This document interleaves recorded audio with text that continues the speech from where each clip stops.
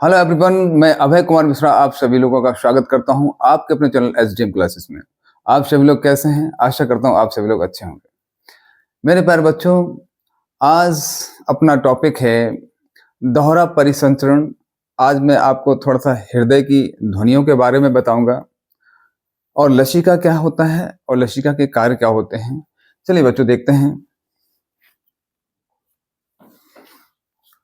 सबसे पहले मैं थोड़ा सा हृदय की ध्वनियों के बारे में आपको बताना चाहता हूं।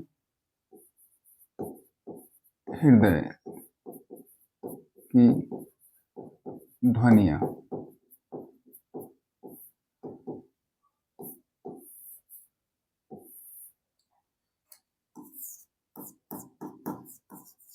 Heart sound. बच्चों देखिए इधर,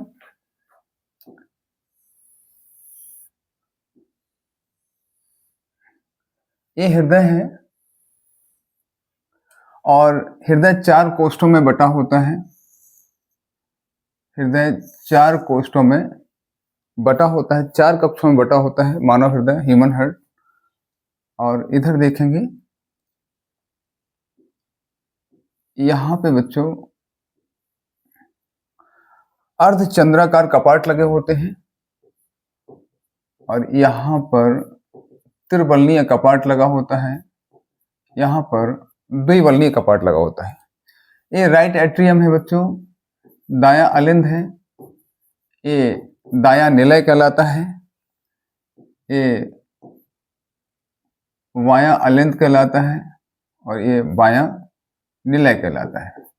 लेफ्ट एट्रियम और लेफ्ट वेंट्रिकल कहलाता है। 4 कोष्ठों में बटा होता है हृदय।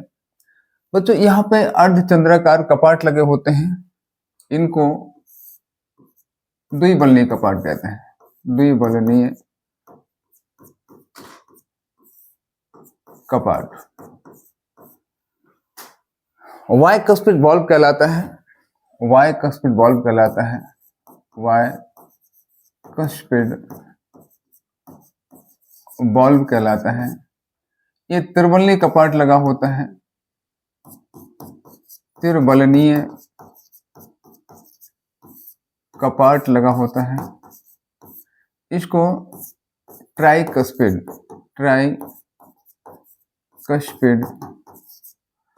वाल्व कहते हैं। ट्राइकस्पिड वाल्व कहते हैं बच्चों इसको। ये त्रिबलनीय कपाट होता है, ये द्विबलनीय कपाट होता है, ये अर्धचंद्राकार कपाट कहलाते हैं बच्चों। ये दोनों ही अर्धचंद्राकार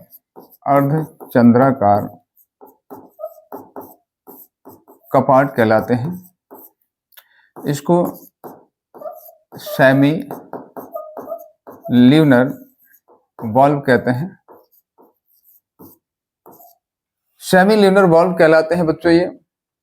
अब देखिए, जब बच्चे राइट एट्रियम मीन्स जब दाएं अलिंद से जब ब्लड जो है दाएं निलय में प्रवेश करता है, किसके माध्यम से प्रवेश करेगा बच्चों? ये जो है त्रिबलनीय कपाट के माध्यम से। ये देखिए, त्रिबलनीय कपाट से होता हुआ जैसे राइट वेंट्रिकल में ब्लड आता है, अशुद्ध आता है बच्चों, तो ये क्या करते हैं कि ये ब्लड वापस ना लौट जाए तो त्रिबलनीय कपाट तुरंत ही क्या हो जाते हैं? बंद हो जाते हैं। और ऐसा ही जो है बच्चों, जो शुद्ध रुधिर होता है लेफ्ट एट्रियम से लेफ्ट वेंट्रिकल में आता है, और जैसे ही लेफ्ट एट्रियम से लेफ्ट वेंट्रिकल में आता है तो ये द्विबलनीय कपाट बंद हो जाता है बच्चों, जिससे कि ब्लड वापस ना चला जाए। बच्चों पहला पॉइंट देखेंगे यहाँ पे, त्रिबलनीय कपाट, त्रिबलनीय कपाट तथा द्विबलनीय कपाट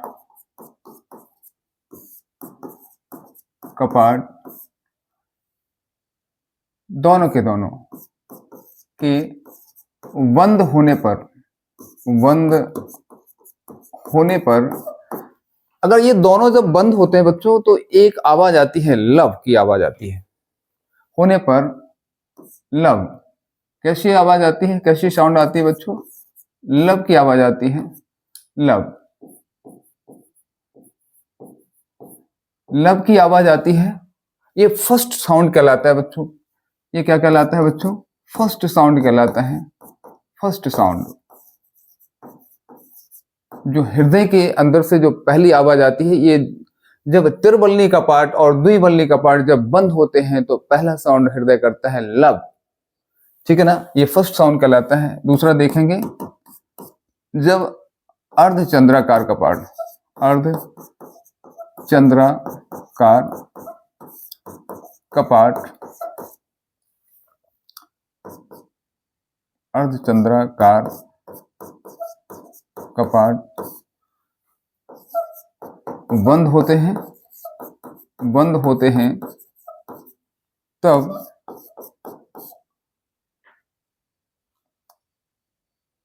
लब, डब, किसकी आवाज आती है बच्चों? डब की आवाज आती है। डब की आवाज आती है, डब की आवाज आती है। और इसको बच्चों क्या कहते हैं? सेकंड साउंड कहते हैं, हृदय का सेकंड साउंड। ये द्रुति आवाज कहलाती है। पहला साउंड और दूसरा साउंड जब त्रिबलनी कपाट और द्विबलनी कपाट बंद होते हैं तो पहली आवाज आती है हृदय से, जिसको कहते हैं लब कहते हैं बच्चों। फर्स्ट साउंड कहलाता है हृदय का।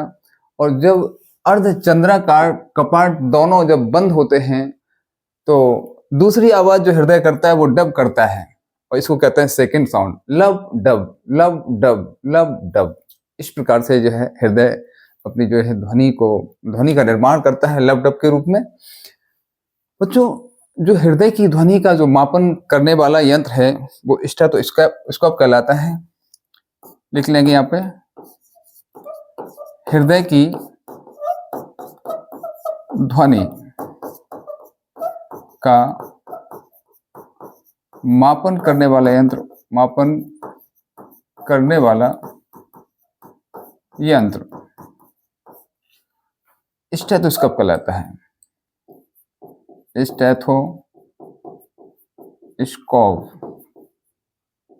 स्टेथोस्कोप कहलाता है, स्टेथोस्कोप कहलाता है। और बच्चों, जो स्टेथोस्कोप होता है ये ध्वनि के परावर्तन के सिद्धांत पर कार्य करता है। किस पर करता है? ध्वनि के परावर्तन के सिद्धांत पर कार्य करता है। ठीक है बच्चों, ये हृदय की ध्वनियां थी जो मैंने आपको अच्छे से समझा दिया है। अब देखिए बच्चों, हम दोहरा परिसंचरण पढ़ेंगे। हम पढ़ेंगे दोहरा परिसंचरण, इसको देखेंगे जरा। दोहरा परिसंचरण क्या, डबल सर्कुलेशन क्या होता है? रुधिर परिसंचरण की खोज विलियम हार्वे नामक वैज्ञानिक ने की थी बच्चों। और दोहरा परिसंचरण का मतलब ही होता है कि जब शरीर से रुधिर हृदय में जाना और हृदय से रुधिर, हृदय के बाद रुधिर कहाँ, फेफड़ों में आना, और फेफड़ों से श्रावों के द्वारा फिर से हृदय में जाना, इसको दोहरा परिसंचरण कहते हैं। देखें कैसे होता है। रुधिर परिसंचरण की खोज विलियम हार्वे नामक वैज्ञानिक ने की थी। मनुष्य अन्य स्तनधारी और पक्षी वर्ग होता है बच्चों। मनुष्य है, अन्य स्तनधारी है, पक्षी वर्ग होता है और मगरमच्छ होता है बच्चों। इनमें 4 कोष्ठी हृदय पाया जाता है। और अगर आपसे कहें कि 3 कक्षी हृदय किसमें पाया जाता है तो कहोगे आप सरीसृप है। जैसे इसमें जो रेंगने वाले जंतु होते हैं इनमें 3 कक्षीय बच्चों हृदय पाया जाता है, जिसमें 2 अलिंद होते हैं, 1 निलय होता है। और जो मछली वर्ग होता है बच्चों, इसमें 2 कक्षीय हृदय पाया जाता है। इसको हम अभी लिख देंगे। देखें, मनुष्य है, अन्य स्तनधारी हैं जिनमें स्तन पाए जाते हैं, पक्षी वर्ग है, मगरमच्छ है आदि के हृदय में जो बेष्म कक्ष होते हैं वो कैसे होते हैं? आदि के हृदय में 4 बेष्म कक्ष होते हैं बच्चों। यहां लिख देंगे 4 बेष्म कक्ष होते हैं। 4 बेष्म कक्ष होते हैं, 2 अलिंद होते हैं, 2 निलय। मनुष्य में रुधिर परिवहन के 2 चरण होते हैं, इसे दोहरा परिसंचरण कहते हैं। पहला पॉइंट देखेंगे, हम पढ़ चुके थे कल। पहले चरण में शरीर का समस्त रुधिर हृदय के दाहिने अलिंद में एकत्रित हो जाता है और दाहिने निलय से होता हुआ कहाँ जाएगा? फेफड़ों में जाता है। दाहिने अलिंद में आएगा, दाहिने निलय में जाएगा, वहां से जो है फुफ्फुस धमनी के द्वारा कहाँ? फेफड़ों में पहुंच जाता है। ये अशुद्ध रुधिर होता है बच्चों। दूसरे चरण में फेफड़ों से फुफ्फुस स्राव के द्वारा, फेफड़ों से फुफ्फुस स्राव के द्वारा हृदय के बाएं अलिंद में एकत्रित शुद्ध रुधिर महाधमनी के द्वारा फिर से कहां पहुंचेगा बच्चों? पूरे शरीर में पंप किया जाता है। इस रुधिर परिभ्रमण को दोहरा परिसंचरण कहा जाता है। देख लें, इसको हम फिगर के माध्यम से समझाएंगे आपको। ये देखिए, ये देखें, शरीर में बच्चों महाशिरा के द्वारा, शरीर में महाशिरा दिख रही है आपको, महाशिरा अग्रशिरा के द्वारा, ये महाशिरा है बच्चों, जो आपको ब्लू कलर में दिखेगा। इसके द्वारा जो है सबसे पहले ये जो है आपका राइट एट्रियम है बच्चों, दायां अलिंद है, यहाँ प्रवेश करता है अशुद्ध रुधिर। इसके बाद ये है आपका दायां नीला है, इसमें पहुंचता है। इसके बाद यह रुधिर जो है, ये देखिए जरा, यहां से होता हुआ कहाँ जाएगा? कहोगे फेफड़ों में जाएगा बच्चों। कहाँ जाएगा? फेफड़ों में जाता है। और फेफड़ों से किसके द्वारा? ये देखो, फुफ्फुसी सिरा लगा हुआ है यहाँ पे, फुफ्फुसी धमनी, ये देखिए फुफ्फुसी धमनी, इसके द्वारा देखिए यहाँ से जो है ये जा रहा है, फेफड़ों में जा रहा है। फुफ्फुस केशिकाएं कहलाती है बच्चों ये। इसके बाद फेफड़ों से जो फुफ्फुस शिरा के द्वारा ब्लड फिर से देखो, रेड कलर में जो दिख रहा है ना बच्चों, ये रेड कलर वाला दिख रहा है ना, ये फुफ्फुस शिरा, क्योंकि जो फुफ्फुस शिरा होता है इसमें शुद्ध रुधिर बहता है। ये फेफड़ों से जब ब्लड जो है शुद्ध होके आता है तो फुफ्फुस शिरा के द्वारा हृदय के कौन से कक्ष में आता है बच्चों? इसमें आता है, ये वाया अलिंद में आता है। वाया अलिंद से फिर से जो है वायु निलय में पहुंचता है शुद्ध रुधिर, और महाधमनी के द्वारा, ये देखिए, ये देखिए यहां से, ये देखो यहां से महाधमनी होता हुआ, ये देखिए पूरे शरीर में प्रवेश करता है बच्चों। एक पॉइंट है, जो शिरा और धमनी जो है, धमनी को जोड़ने का जो कार्य करते हैं वो कहलाती हैं केशिकाएं। यहाँ पे हम लिख देते हैं, यहाँ पे हम लिख देते हैं केशिकाएं, केशिकाएं शिरा एवं धमनी, शिरा एवं धमनी को जोड़ने का कार्य करते हैं, जोड़ने का कार्य करती हैं, कार्य करती हैं, जोड़ने का कार्य करती हैं। ठीक है बच्चों, समझ में आ गया होगा कि जो फुफ्फुस धमनी आपको दिख रही है और जो महाशिरा आपको जो दिख रहा है, जितने भी शिरा है बच्चों सभी में जो है अशुद्ध रुधिर बहता है। केवल एकमात्र शिरा है जो फुफ्फुस शिरा होता है, इसमें शुद्ध रुधिर बहता है। और शुद्ध रुधिर जहां बहेगा वो रेड कलर में दिख रहा है, जहां पे अशुद्ध रुधिर बहेगा वो ब्लू कलर में दिख रहा है। देखिए ये क्या जुड़ी हैं? केशिकाएं जुड़ी हैं, केशिकाओं के द्वारा शिरा और धमनी जुड़े हुए हैं। ठीक है बच्चों, समझ में आ गया होगा, ये कल की प्रोसेस है। तो एक बार फिर से देख लीजिए। सबसे पहले महाशिरा अग्रशिरा से दाएं अलिंद में अशुद्ध रुधिर पहुंचता है, दाएं निलय में पहुंचता है। इसके बाद ये जो है प्रक्रिया कहां पहुंचती है बच्चों? फुफ्फुस धमनी, फुफ्फुस धमनी के द्वारा फेफड़ों में पहुंचता है ब्लड। फेफड़ों से फुफ्फुस शिरा के द्वारा फिर से कहां पहुंचता है? वायु निलय में पहुंचता है, वायु अलिंद में पहुंचता है, वायु अलिंद से वायु निलय में पहुंचता है। वायु निलय के द्वारा जो महाधमनी जुड़ी रहती है बच्चों, ये देखिए महाधमनी जुड़ी रहती है। महाधमनी के द्वारा ब्लड पूरे शरीर में वितरित हो जाता है, सारे अंगों में वितरित हो जाता है शरीर के। ठीक बच्चों, ये था दोहरा परिसंचरण। इसको फिर से देख लेंगे। दोहरा परिसंचरण, हृदय का एक प्रकुंचन और एक अनुशीतलन।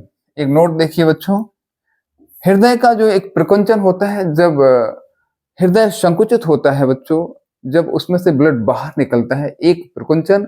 और एक अनुशीतलन मीन्स जब ब्लड अंदर प्रवेश करता है और वो हृदय फैलता है, तो उसको अनुशीतलन कहते हैं। ये दोनों ही मिलकर एक धड़कन का निर्माण करते हैं, एक धड़कन का, उसी को लब डब एक धड़कन कहलाती है बच्चों। इसमें लगभग 0.8 सेकंड का समय लगता है, लगभग 0.8 सेकंड का समय लगता है बच्चों एक धड़कन का निर्माण होने में। तो बच्चों आगे देखें। अब देखिए बच्चों, लसिका क्या होता है, लिम्फ क्या होता है बच्चे?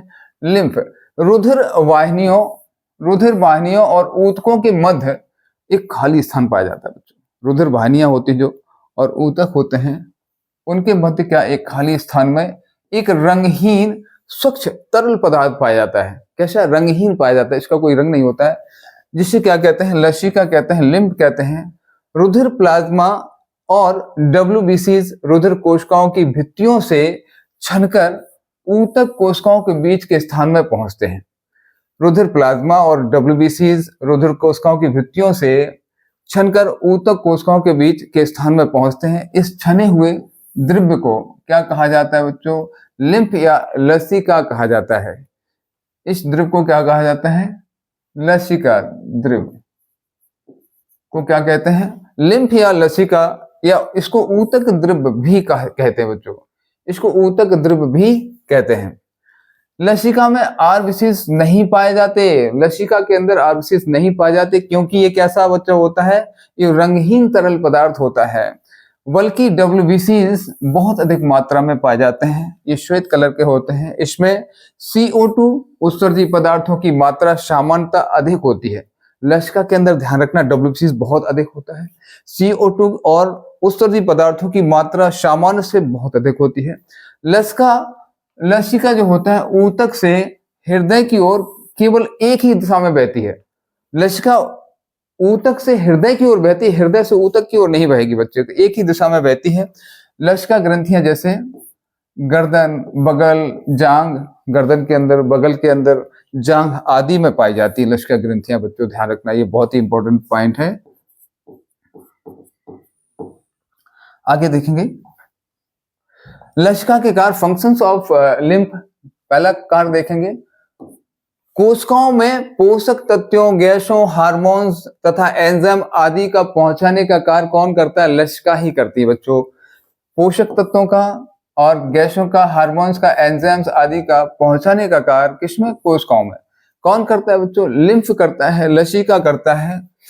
यह कोशिका ऊतकों से CO2 एवं हानिकारक उत्सर्जी पदार्थों को रुधिर तक पहुंचाता है। कौन? लसिका पहुंचाता है। छोटी आंत से वसा का अवशोषण लसिका कोशिकाओं में ही होता है। नेक्स्ट देखेंगे, यह कोमल अंगों की रक्षा करने और उन्हें रगड़ से बचाने में कौन सहायता करता है? लिम्फ, लसिका सहायता करती है बच्चों। लसिका ग्रंथियों में लिम्फोसाइट्स, वेरी इंपॉर्टेंट, लिम्फोसाइट्स का निर्माण बच्चों कहाँ होता है? वेरी इंपॉर्टेंट पॉइंट है। लसिका ग्रंथियों में लिम्फोसाइट्स का निर्माण होता है, जो जीवाणुओं का भक्षण करती है, जो जीवाणुओं का भक्षण करते हैं और शरीर के रोगाणुओं से रक्षा करते हैं। कौन? लिम्फ करता है बच्चों। और क्या होता है इसमें? लिम्फोसाइट का निर्माण होता है,